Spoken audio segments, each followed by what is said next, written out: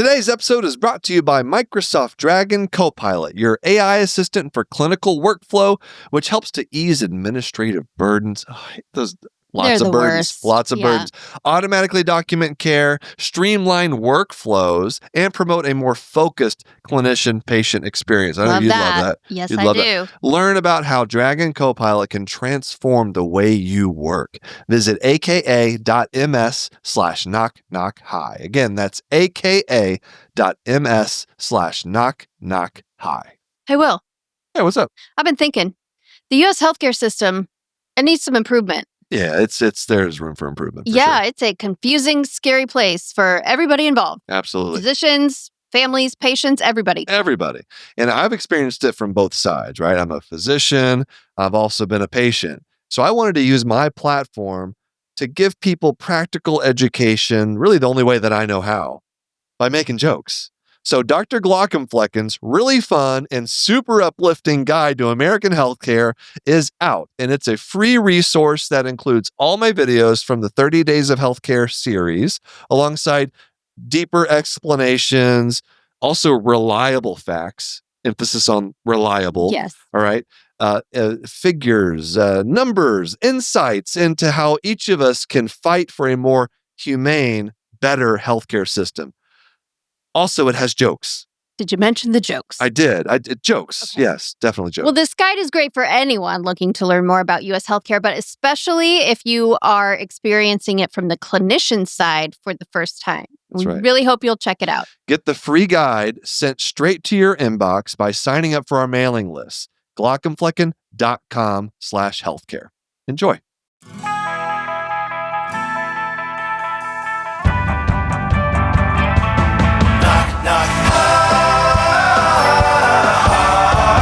Knock, knock. Hi. Welcome, everybody, to Knock Knock I, with me, your host, Dr. Glockenflecken, your one-stop shop for all things eyeball related. I'm coming to you in my studio/parents' guest room while they're here. So if you're watching on YouTube, there is a bed behind me. I kicked out my parents so I could record this episode. And I got to say, today, rough day at the office. You know, you just have those days where just like, it's just a tough day. I'll tell you why. I was in surgery this morning and had myself a tough case, a bit of a complication, not something I could really avoid, but it still doesn't feel good when things don't go exactly the way you want it to be. Surgeons, we're perfectionists, like most people in medicine. Like we're type A in a lot of ways, and we're perfectionists. That's like a fault often, and I am no exception. And so I want everything to go perfect. Sometimes that doesn't happen. And today it was my old nemesis, pseudoexfoliation. It struck again. And so I'll just tell you what happened. And I think I've talked about this maybe a little bit before, but it's worth discussing again. I think it's helpful to hear people talk about things that don't go right, because it happens with all of us, right? And so anyway, this is a patient, lovely patient. They're all lovely. All my patients are wonderful. And doing I'm not going to call it routine cataract surgery, because it wasn't routine. It was a fairly severe lens. And this is another reason why I always tell people, like, don't wait until like your 90s. This patient wasn't 90, but you don't want to wait a long time before you have cataract surgery, because the cataract surgery, there's lots of things that can go wrong, and the surgeries become more difficult the longer you wait. I'll keep saying that till the end of time. That wasn't so much the case here, but it was a fairly dense lens. So this is a cataract in a patient. I just started seeing this patient recently. Actually, was referred to me for a cataract evaluation. But this is a cataract that could have been removed probably 10, 15 years ago. And so I know it's going to be a dense lens. It's going to be a little bit more difficult of a surgery. When I say dense, that just means that over time, the cataract, which is your natural lens, it gets darker and it cloudier and just thicker and harder. It's dense. And so it takes a lot of the little, well, we call it a phaco needle, which is basically like the thing that cuts through the cataract to break it up into a bunch of different pieces so we can suck it out through a 2 millimeter, 2.5 millimeter incision. And so whenever the cataract's really dense, it's just harder to break it up. And it's just like breaking up a rock. So that's kind of what I was dealing with, but it wasn't just that. If that was the case, okay, fine. I've done tons of cataracts like that. Like that's just part of the gig, right? That's what they pay me the big bucks for, is to take out the tough cataracts. But the other thing was that this patient had one of the arch nemesis of ophthalmologists, the disease pseudoexfoliation. I'm going to talk a little bit about pseudoexfoliation, and then I'll tell you what happened with the patient, because I think that's the order that this makes sense. So we may take a break here in the middle of it. So pseudoexfoliation. We're getting into our eyeball knowledge early, folks. So pseudoexfoliation is an age-related disease. It's actually a systemic disorder that targets mostly the eye tissue. And so this is a disease that is characterized by this fibrillar material, these little like whitish clumps of like, we don't really know exactly what it is, but we think it's like extracellular matrix and like degeneration of basement membranes that basically just causes this whitish, grayish, fibrous material, almost like cotton. Like if you pull apart cotton and you see these little flecks of tissue that build up really throughout the body, but it only seems to really affect the eye. There may be an association with heart disease, but that's really not established. So we're not going to really talk about that. This is an eyeball podcast episode after all. But you get this accumulation of this material in patients over the age of 50. And it goes everywhere inside the eye. So you see this on the lens. That's the easiest place to find it. You see it on the lens capsule, like the front of the lens, the ciliary body it's on, the zonules, which again, those are the strings. This is going to be really important in the context of my patient that I did surgery on today. The zonules, which hold that lens in place, that keep it stable and allow me to operate on the cataract. That fibrillar material, that pseudoexfoliation material, just covers those zonules.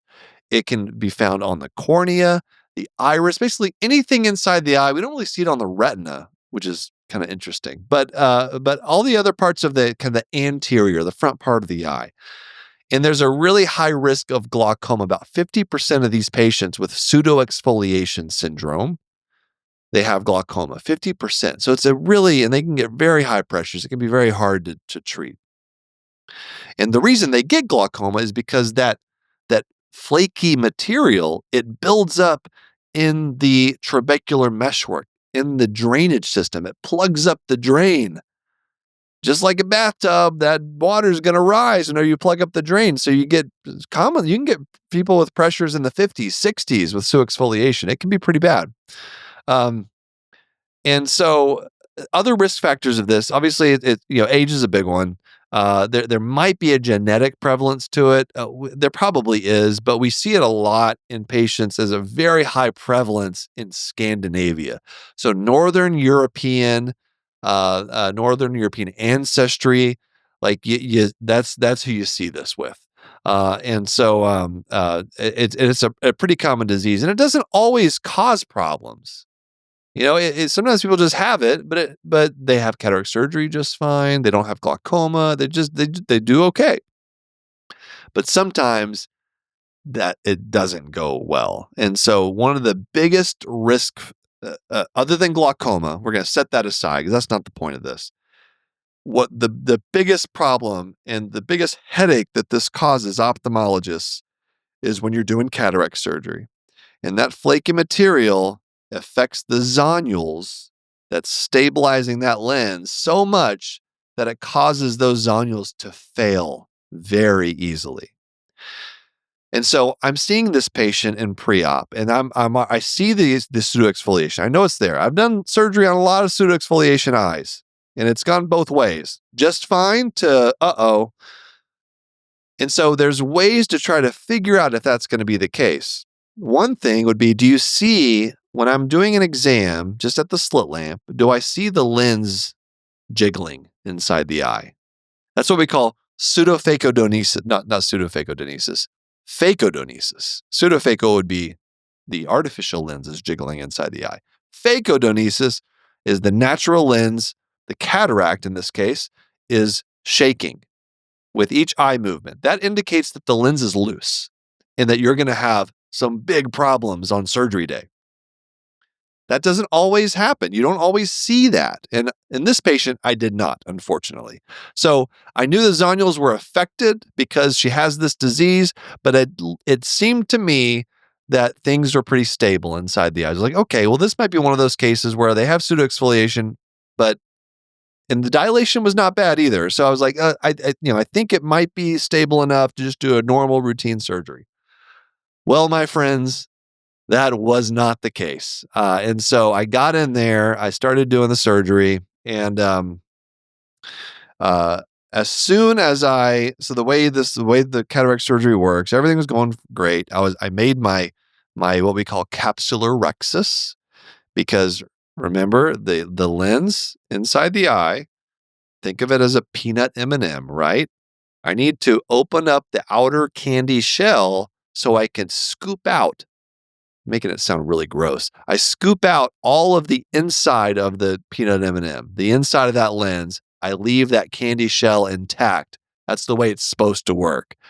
You remove all that inside stuff, and then you put the new lens inside that candy shell, which is basically translucent. So I do the first step of it, which is just removing the top of the candy shell so I can get access to the stuff that's inside. And then as soon as I put my phaco needle, the thing that cuts up the lens, that disassembles it into a bunch of different pieces, as soon as I put it in and started what we call phacoing, I put my foot on the pedal, I started cutting into the lens, half of those zonules just melted away. They were just lost. And what happens? So there was literally one half of the lens. So I watched as this happened. I started my groove. I started cutting into the lens. I was very careful, right? I was like trying really hard not to put too much pressure. The lens just went, I could see it started falling into the back part of the eye, but only half of it. Half of it was good, but the other half was falling into the back of the eye. And so this was a moment where all ophthalmologists are like, well, that's just great. Now we got to deal with this. Let's take a break, and I'll tell you what happened next. Hey, Kristen. Yeah. I've been, grossing you out about these Demodex mites, although I'm not sure why. They look like adorable. Well, these are cute, but it's the real ones that kind of freak me out a little bit. Yeah, but I have some new facts to share with you about great. Demodex. All right. These mites have likely lived with us for millions of years. Oh. Yeah. Does that make you feel better? No. Like they're passed down through close contact, especially between mothers and babies. Oh, wow. Such a special gift for our daughters. They're born, they live, they crawl around, and then they die on your eyelids and in your lash follicles. Their entire life cycle lasts about 2 to 3 weeks, all spent on your eyelids. Well, thank you for This isn't helping, is it? No. How do I get rid of them? Well, it's fun to gross you out, but we do have all of these. It's really common, but there is a prescription eye drop to help with these now. Okay. That probably excites you. That makes me feel better. Any way to get rid of them, right? That's right. All right. Sign me up. Visit Mites Love Lids to learn more about Demodex blepharitis, which is the disease that these little guys cause. Sure. Again, that's MITES Love Lids, LOVELIDS.com to learn more about Demodex and Demodex blepharitis and how you can get rid of it. All right, so I'm sitting there. I basically don't have any of this lens removed, any of this cataract removed, and the lens is like half of it's hanging down into the bottom of into the back part of the eye. Now, I one of the basic rules of cataract surgery as a cataract surgeon is you don't go fishing for things in the back of the eye. That's a totally different area of the eye. You can cause retinal detachments. You can cause all kinds of problems. You can increase your risk of a post-op infection. Bad things can happen when you try to venture too far into the back of the eye. And I know this sounds ridiculous. How big is this eye? Well, you're so fragmented in ophthalmology. Yeah, it's true. We get the retina specialists do amazing work. I don't want to do their job. That seems hard. All right, I'll stick with the front part of the eye. Thank you very much. And so, my priority here, I already know, like, okay, this lens is going to. I remember only half of it is kind of falling into the back. I don't want the whole thing to fall back there. I don't want the entire lens to fall back in the back of the eye because that would require a second surgery in a more urgent manner. If I can at least get this cataract out of the eye, then we have some time before the patient's going to need a special lens that gets sutured into the eye, what we call a secondary IOL. There's no way I can put the normal artificial lens like I normally do inside the eye because I've lost that candy shell. There's no stability to it. There's no stability. Those zonules are gone. I can't put a lens in there like that. And so, my priority at this point, I just need to get the cataract out any way I can. Because if it falls into the back of the eye, you're talking about a second surgery. This patient's going to need a second surgery anyway. The issue is timing. Because the eye does not like having a cataract in the back of the eye. It's going to incite a ton of inflammation, probably cause the pressure to go really high. It's going to be hard to control. The eye won't be able to heal from the initial surgery as well. And so now you're looking at doing more of an emergency surgery, kind of a subacute surgery under less than ideal conditions for the retina surgeon who's going to be doing it. So I got to get the cataract out. And by miracle of miracles, I mean, I was kind of proud of myself for this. I was able to, I basically prolapsed the lens. I was able to get a hold of it with my cutter and bring it up in front of the iris where I was able to get the lens out. So that not the way you're supposed to do it, but I was able to get 98% of it out. There was this one little fragment of the cataract that did fall into the back of the eye. But in general, I was able to get the vast majority of the lens, which I think will definitely help the patient in the long run. The second thing you want to try to do when you have a complication like this is not only just get the cataract out, you want to try to get an artificial lens in the eye however you can. There was really no way I was going to do this. 30 years ago, I probably would have done like a giant 6mm incision and put an anterior chamber lens in the eye. That means an artificial lens that goes in front of the iris. But now we have such good technology and amazing techniques that I don't do. I don't do secondary lenses where you can suture the lens where it's supposed to be, even without that candy shell framework we talked about.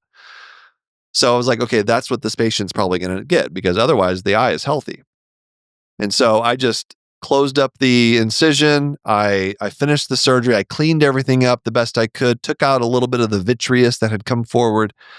And the patient post-op this afternoon looked pretty good. Pressure was a little high. We're dealing with that with drops, lots of steroid eye drops. She's going to see my retina colleague in about 5 or 6 days, and they will plan on doing a secondary sutured artificial lens inside the eye.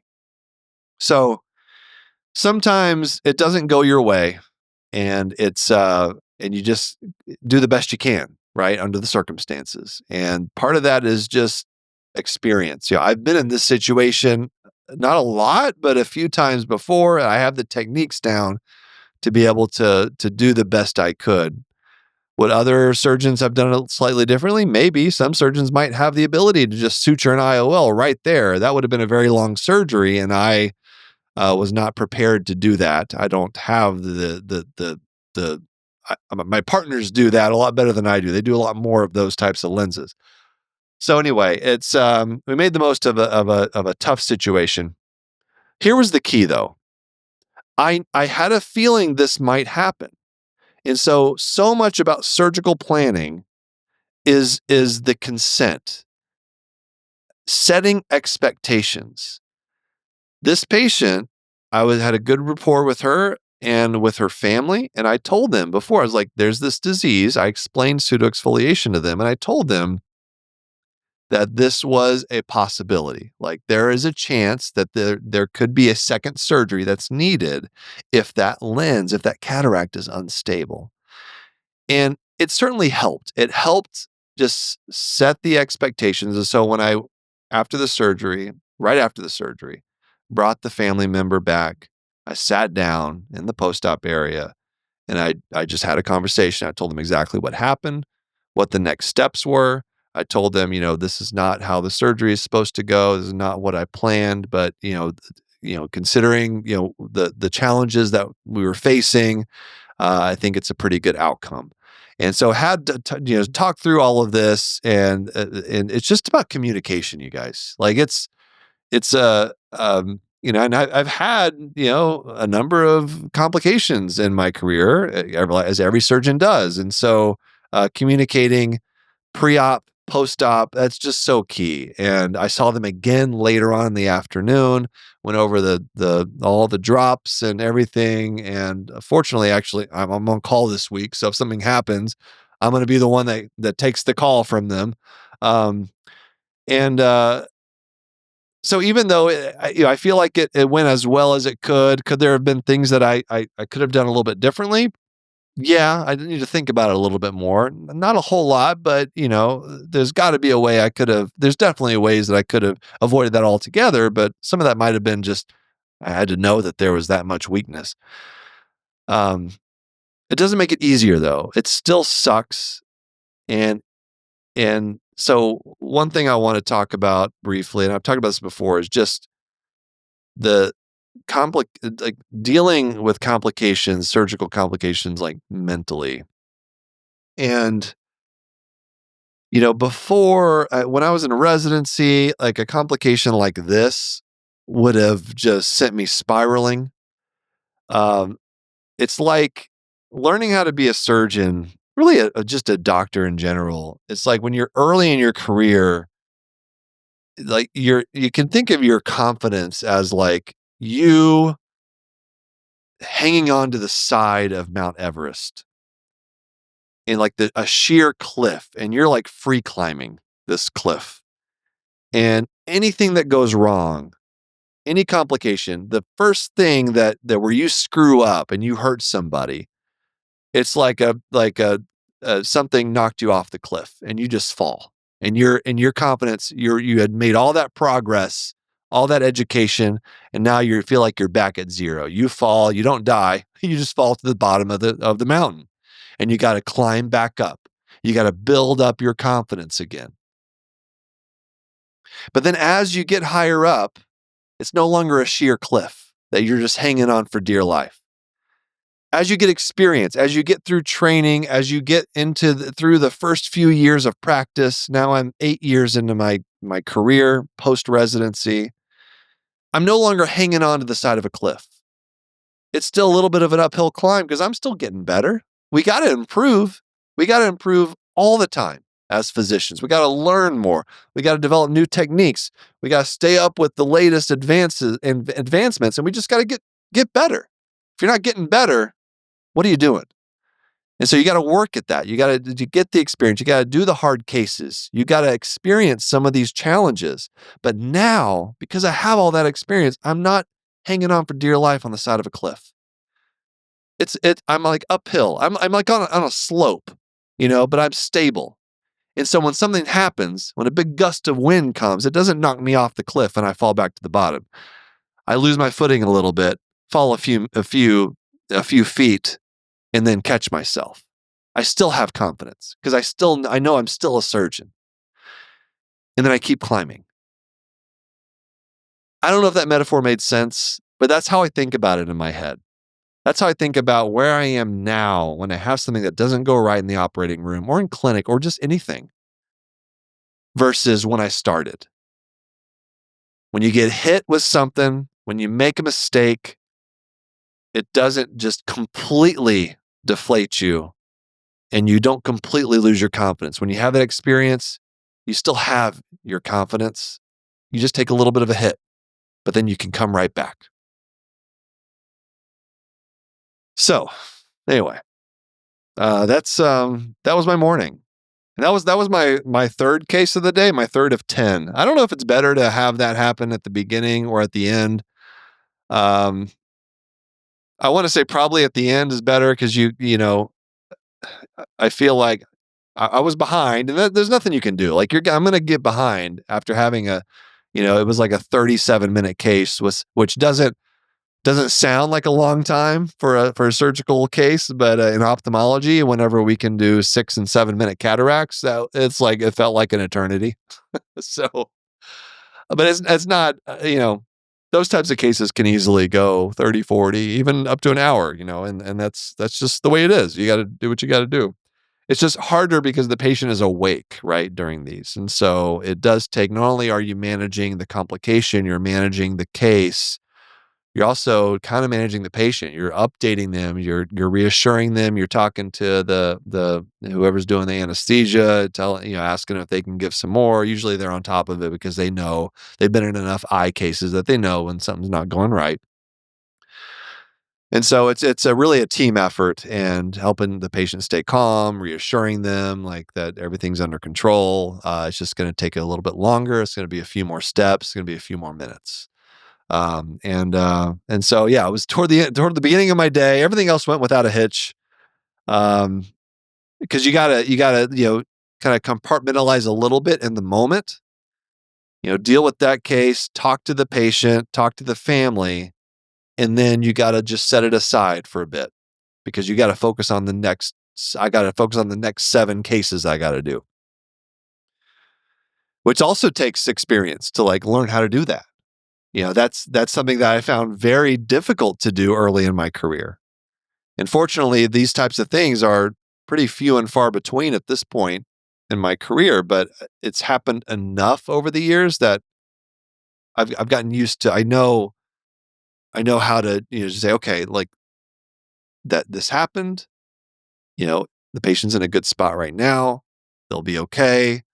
Let's focus on the next case. Surgery. I don't know. It's just, every specialty has their challenges. And so I still love it. I still, even on days like today, which just kind of suck, I still love cataract surgery. I still like doing surgery. All right.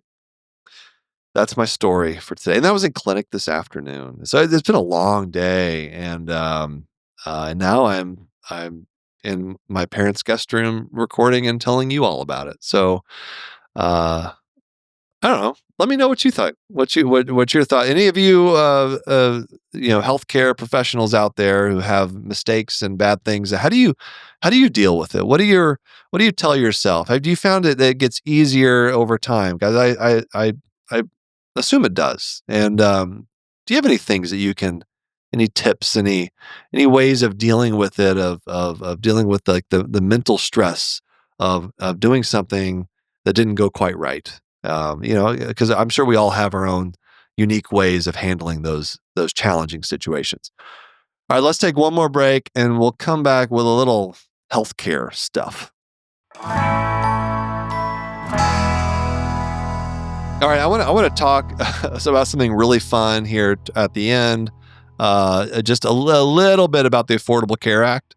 Just real fun stuff. Excellent, just great stuff. First, I just want to address or just point out a couple of great comments that I received. Again, comment on the podcast episodes on our YouTube channel at Glock'emfleckens. I always check those out. I love to see your comments. This is a great one from @LogHomeboys6806. Said, I've been listening to you for a long time. You finally mentioned bilateral microphthalmia. He called it micro eyes. I like that. Micro eyes. Much easier than microphthalmia. Too many consonants, too many vowels that we force into every word. I have bilateral microphthalmia. Left eye is 13 millimeters, right eye is 14 millimeters. That is incredibly short, you guys. So less than 18 millimeters is what we call a nanophthalmos, which is typically it's a small eye, but functionally usable typically. Like you can still see, you still have normal architecture, normal anatomy inside the eye with a nanophthalmic eye. Microphthalmia typically is you have like more of a disorganized eye and it doesn't always see well. This is a remarkable individual who's writing this comment because he says, I am legally blind, but correct enough to, drumroll, drive in Wisconsin. A while back, I did an episode about driving laws and like the vision requirements in each state. And Wisconsin is one of the most lax states in terms of vision requirements for driving. I think it took the cake. I think it was like you have to have one eye that sees 2100 or something. So congrats. I hope you're driving safely. I hope you have enough adaptive devices, long homeboys, to allow you to drive relatively safely. But that did make me laugh. I like that. This person says, I believe I'm one of 5 adults in the country with bilateral microphthalmia with vision. That's very, very unusual. So thank you for sharing. I love to hear that. This was an episode as well where I talked about Southwest Airlines selling out to private equity.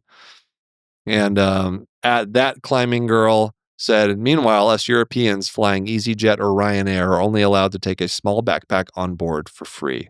I've flown Ryanair before. It was interesting. They have a good social media presence. They're very self-aware in their budget status as a European airline. Lots of people bemoaning the change to Southwest of requiring you no longer will get 2 free bags starting in May. That's it's happening. May.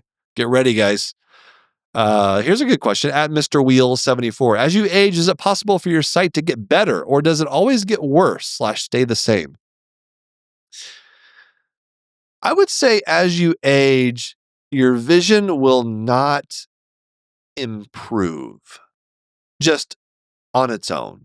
Like you don't become myopic, nearsighted, and then get better vision.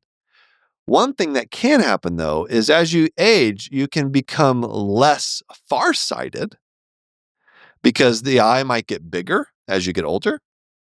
That usually stops, when you're a certain age, when you're in your adolescent years. But also, as you develop a cataract, if you're farsighted, as you develop a cataract, you can actually start gaining distance vision. You're like, all of a sudden, people are like, oh, all of a sudden I can see better. Well, that's actually because the cataract is making you more nearsighted. That's a thing that happens. So people who are farsighted, all right, as they become more nearsighted, they actually get closer to 0. So farsighted, you're like say you're a +2. Nearsighted people are -2. Well, if you're +2 and you become more nearsighted, you could end up at 0. What we call emmetropic. People that don't wear glasses are emmetropic. And so it's like I have people that come in and they're like, oh my gosh, I mean, they were farsighted, they're +2. And after a couple of years, wow, they're emmetropic. They're not +2 anymore. They're 0.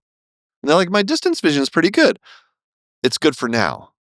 But the reason that's happening is because you're developing a cataract, and that's going to cause problems like glare. Eventually, it'll cause your vision to actually decline. Either you're going to become nearsighted, or just the quality of your vision is going to degrade so much because of the cataract that you're just going to need cataract surgery.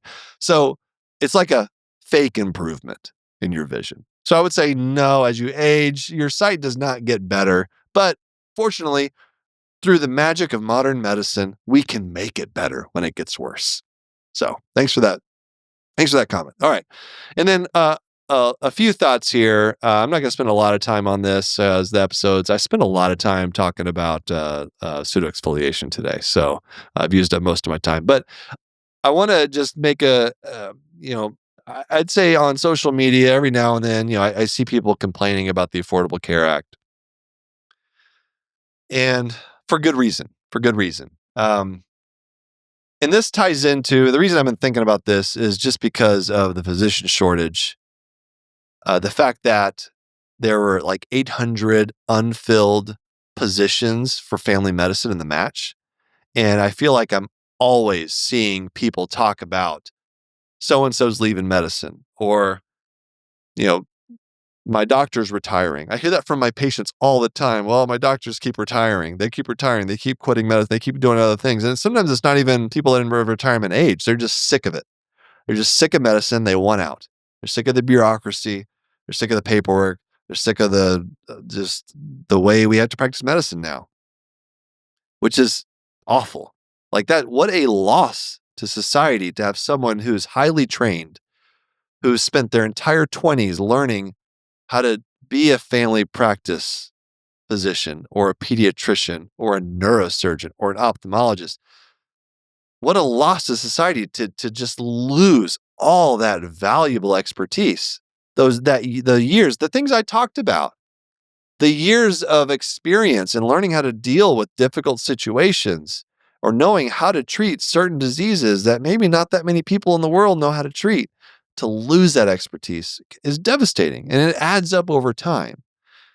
So why is it? Why are doctors leaving medicine? And I've seen some posts recently from people about talking about the Affordable Care Act and how it kind of kickstarted this process of physicians leaving. I think there's some truth to that.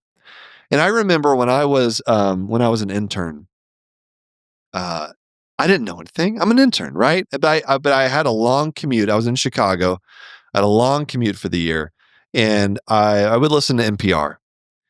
And this was the time. This was 13, 2013, somewhere around there, where they were Obama was trying to push through the Affordable Care Act. And so there was a lot of debate about it. It was just constantly, everyone was talking about it all the time. And I, the spin or whatever you want to call it that I was hearing made me think as an intern who didn't know anything, like, this is a great thing. I support this. I love the Affordable Care Act. It does amazing things. And it did do a couple really good things, right? It got rid of it allowed people to stay on their parents' insurance to 26. I think that's great. It allowed it took away the whole pre-existing condition thing and forced insurances or didn't allow insurances to just drop people because they had cancer. Which is the kind of thing that was happening before the Affordable Care Act. But I also didn't know anything as an intern. And it really wasn't until I really got into practice years later, and I started seeing the downstream effects of some of the majorly harmful aspects of the Affordable Care Act that I started to kind of change the way I thought about it. First of all, the ban on physician hospitals came out of the Affordable Care Act. It was kind of pushed in there very quietly, very surreptitiously, and now, for really no good reason, physicians are not allowed to own hospitals, even though physician-owned hospitals have better outcomes for certain measures compared to other hospitals. And why should physicians not be able to own hospitals when insurance companies can own hospitals? Churches can own hospitals? I mean, come on. Like, what are we doing? And one of the biggest things is Medicare Advantage. The Affordable Care Act, it did some great things, but one of the worst things it did was it paved the way for private insurance companies to get Medicare dollars. It was touted as choice, right? Now you got so many choices. If you don't want just straight Medicare, you can do Medicare Advantage. You can have a private insurance that covers teeth, that covers dental, that covers vision. That things that straight like traditional Medicare doesn't cover. But people, for some reason at the time, didn't think, oh wait, maybe these insurance companies, these private insurance companies, United Healthcare, Aetna, Cigna, what if they abuse this power? What if they get all this government funding, this taxpayer money, and just like don't pay for the healthcare they're supposed to pay for. What if that happens? Which predictably is exactly what has happened. Medicare Advantage has mired physicians into prior authorization hell, peer-to-peer reviews, endless prior authorizations, delaying care. Not only is it bad for physicians, but it's awful for patients too. Like there are some things that people like. Some people will like their Medicare Advantage plans. And I'd say probably patients like it a little bit more, or probably much more than, I don't think any physician likes dealing with Medicare Advantage plans, because they take that money and then they don't do what they're supposed to do with it. They delay care. The administrative burden is pushing a lot of people out of medicine. And so I don't know, it's such a complex thing. And the Affordable Care Act is its legacy is pretty tarnished by this point. And for some good reasons, some not so good reasons, but certainly the Medicare Advantage and what it's turned into in terms of, I understand the the thought behind it. Let's get people covered, but insurance coverage is not healthcare. Just because you have coverage doesn't mean you're going to get the healthcare you need. And a lot of that's because we gave the insurance companies too much power. And now we're stuck with it. At least it seems like it for now. So I'll leave you on that uplifting note, everybody. There is hope. There is hope. PBM reform is coming. It is coming. There are bills that have been introduced reforming PBMs, which is, I think, probably the most unnecessary, the most egregious example of just siphoning money out of the healthcare system into the pockets of people that do jack shit. Absolutely nothing for patients, for physicians. They're just parasites. PBM reform is coming. It is coming. All right. So there's your uplifting moment. And I think that's the start. That's the start. It's going to happen. And I'm just speaking it into existence, but there are bills. People are working on it. And I'd say you'd expect bipartisan support for something like that, because God, they don't do anything. PBMs are worthless, but they have so much power and they get so much money out of the healthcare system. All right. So thank you all for listening to my rant. Thank you for listening to my challenging day as well. I'd love to hear your thoughts. Again, at Glock'em go leave a comment on this video. Tell me what your thoughts are about in hindsight now, we're 10 years after the Affordable Care Act. Like, what are your thoughts? What are you, in your mind? Maybe you're a patient. Maybe you have a Medicare Advantage plan and you don't agree with me. Please, healthcare is such a complex thing. I don't expect everybody to agree with what I have to say. I would love to hear your point of view, if you agree or you disagree. So leave a comment for me. All right, let's have a very slow conversation over podcast that might last weeks. So, I want to hear from you. So thank you all for being here, for listening. I am your host, Will Flanary, also known as Dr. Glock'em. Thanks to my executive producers, Aaron Corney, Rob Goldman, and Shanti Brick. Somebody asked if they're ever going to meet the producers or see them. I might have to have them on one of these episodes. Maybe a little cameo to say hi. Editor, engineer, Jason Portizo. Our music is by Emmy Award winner, Omer Benzvi. We're very proud of Omer. Knock Knock Hi is a human content production. We'll see you next time, everyone.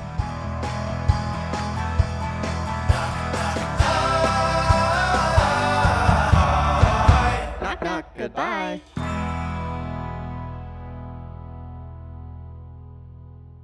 Thanks for watching the episode. You can find more on that playlist over there. If you prefer to listen, or you just had your eyes dilated, you can binge full episodes wherever you get your podcasts. Or join the party over on Patreon, where you get early access episodes, hang out with us, get lots of exclusive bonus content. Hope you subscribe, leave a comment below. Let us know what you think.